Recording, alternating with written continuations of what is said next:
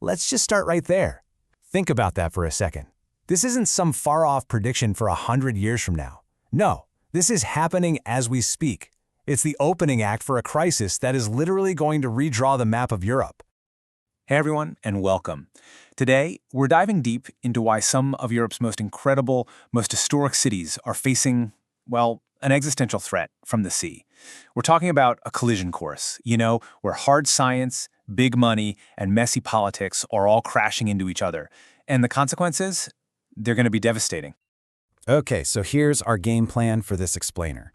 First, we're going to look at the unstoppable science behind all this.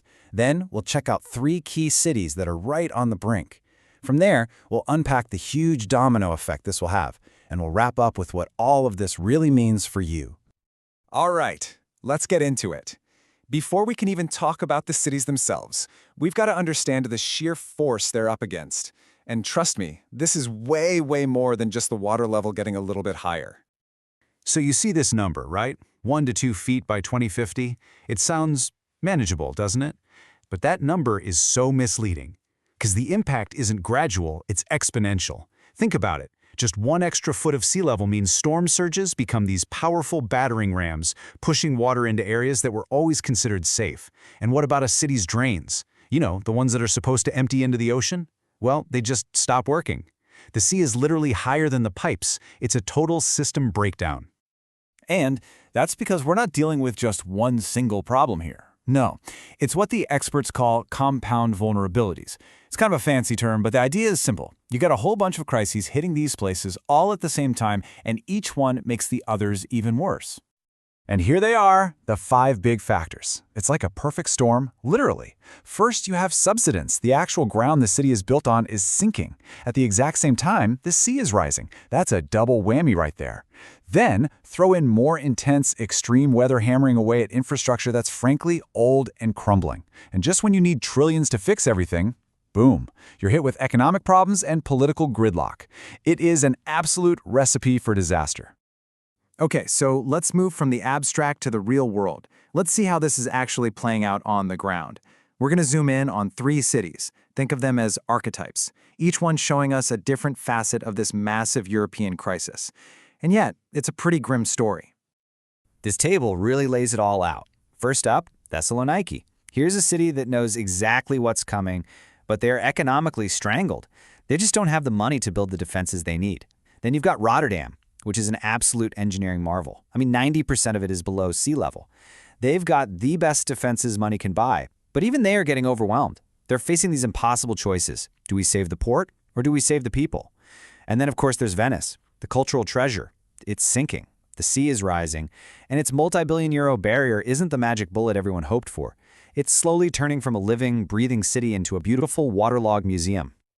So you might be thinking, okay, this is terrible for those cities, but the thing is, it doesn't stop there. This is so much bigger than just losing a few historic places. The failure of these coastal hubs, it's going to trigger a chain reaction, a series of cascading crises that will shake the entire continent. This is the domino effect in action. First, let's just talk about the human cost. Look at that number, 15 to 20 million people. That's not just a statistic. That's millions of individual lives, families, businesses, all directly in the path of this. So what happens when their homes are underwater and their jobs are gone? Where do they all go? You're looking at the beginning of a massive internal migration crisis. And the money, my gosh, the financial stakes are just staggering. We are talking about trillions with a T, trillions of euros in real estate, in roads, bridges, power grids, all sitting in these high-risk areas. When that value is suddenly wiped off the books, that's not a local problem. That's a shockwave that will ripple through the entire global financial system. So here's exactly how those dominoes topple over. It starts with the insurance companies. They see the writing on the wall, so they pull out. Poof, no more insurance. Well, without insurance, you can't get a mortgage, so the entire real estate market just collapses. Then, the banks holding all those now worthless mortgages, they're facing catastrophic failure. At the same time, major ports like Rotterdam get shut down, which cripples global supply chains. And all the while, you have millions of people, climate refugees, moving inland, putting an unbelievable strain on cities that are totally unprepared for it. But here's the part that's really unsettling. This crisis doesn't just create losers, it also creates winners. Think about it. While coastal property becomes worthless, inland cities like Munich and Prague could see a massive boom. The engineering firms hired to build seawalls, they'll make a fortune, even if the walls eventually fail. This creates this really perverse economic incentive where some people and some companies actually stand to profit from the disaster. You can imagine how politically explosive this is for a union like the EU, right? It pits wealthy, protected nations against those being told they're being left behind. Okay, so let's bring this all home. Let's make it personal. Because look, whether you actually live on a European coast, or you own property there, or maybe you just invest in the region, this crisis demands that you make some very smart choices, and you need to make them now, not later. So if you own property anywhere near the coast, you have to be brutally honest with yourself. First thing, check your specific elevation. Don't just go by the city average, find out your own personal risk. Second, you have to start thinking of your property's value as something that is on a downward path, potentially to zero. The biggest warning sign? Your insurance bill. When those premiums start to skyrocket, or worse, your provider just drops you, that's the market screaming at you that it's time to get out. The absolute key here is to have your exit strategy figured out before there's a panic and everyone is rushing for the same door. And for investors, well, this is a moment of incredible risk and, let's be honest, kind of a ghoulish opportunity. The smart money is already shifting. It's moving towards elevated inland real estate and pouring into the companies that build climate adaptation tech. You have to think differently now. A 30-year mortgage on a house that's going to be underwater in 15 years? That's not an investment. That's just a guaranteed total loss. And you know, all of this, it leads us to a really brutal but totally unavoidable conclusion.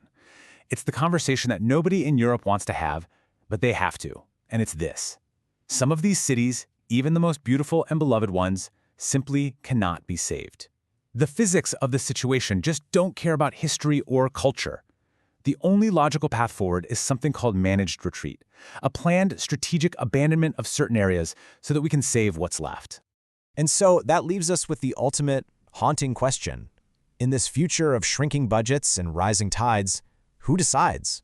Who gets to make that impossible, heartbreaking choice about which cities, which communities, and which entire cultures get saved, and which ones we just have to let go and leave to the sea?